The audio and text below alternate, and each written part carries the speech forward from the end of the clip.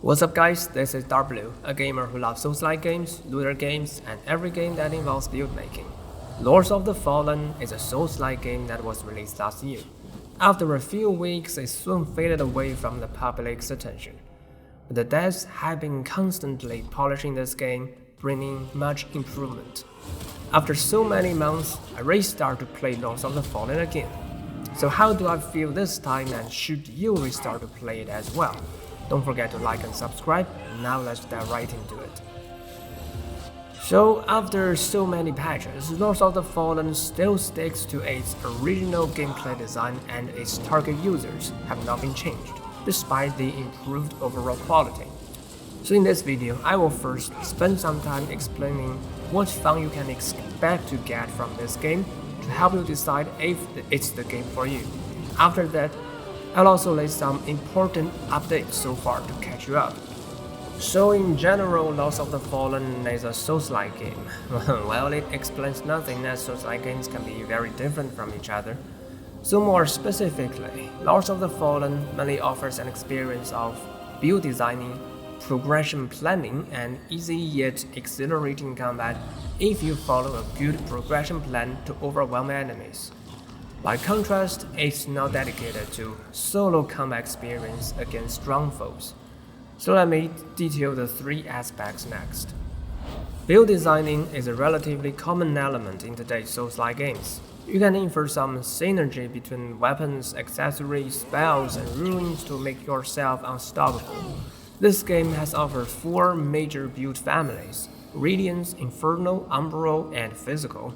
And in fact, each major build family contains many specific builds, so the playable builds in Lords of the Fallen are quite many.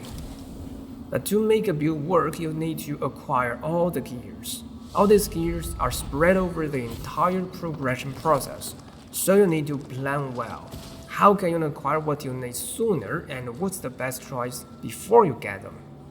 And is there a way to go through less tough combats before your build becomes stronger?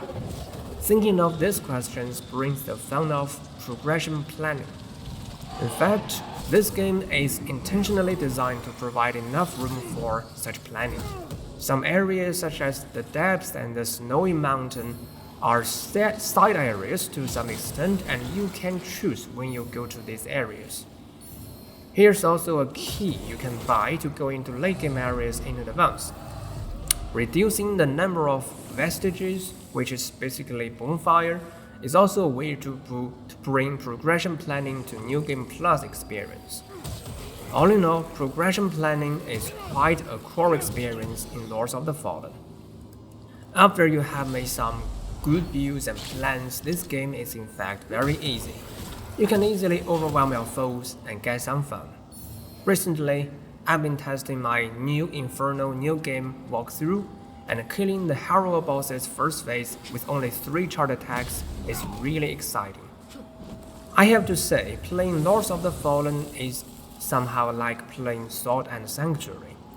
I've made some Sword and Sanctuary walkthrough for strength, dexterity, and mage, which help you turn a Souls-like game into an easy ARPG with good progression plans. To make such a walkthrough, I need to look at a data table for all gear to find the best choice for my build, and I need to check where and when I can get such gears. If they are too late in the game, what's the choice before I get them? Furthermore, upgrading materials also need planning well if I don't want to be forced to farm a lot. It's quite a similar experience when I make plans for Lords of the Fallen. But know that I've experienced all the 3 aspects of fun in Lords of the Fallen, but if you choose to directly follow a walkthrough guide, you are losing the fun from the first 2 aspects. So I instead suggest making some build and progression plans yourself before checking your answer with a guide. In summary, the major fun you can get from Lords of Fallen is related to build designing and progression planning. You can see if this game suits you well. Following, let me list some important updates so far. I quitted this game last year when the devs doubled the max levels of boss weapons. And there were some really stupid balancing fixes as well. But these fixes were rolled back soon. For example, some endgame throwables that were nerfed soon got brought back. The few spells whose mana consumption were increased to, well, 500% were adjusted to increasing by 50%. Later on, an important patch successfully separated PvE balancing from PvP balancing. So at present, you don't need to worry about balancing so much. There are also some major quality of life updates such as an atom stash and a mirror to change your appearance. Performance has been an issue, but the devs have improved it a lot. Moreover, there is also some new content, but it's mainly about new quests, new gears, and new spells instead of, well, maps and enemies. And now every boss weapon, every one, has special attacks instead of only a few specific boss weapons. The recent patch v1.5 has introduced a function named Game Modifier that allows you to toggle some settings for the next new game or new game plus. You can decide the number of vestiges, randomize loots or enemies, and there are some combat options too.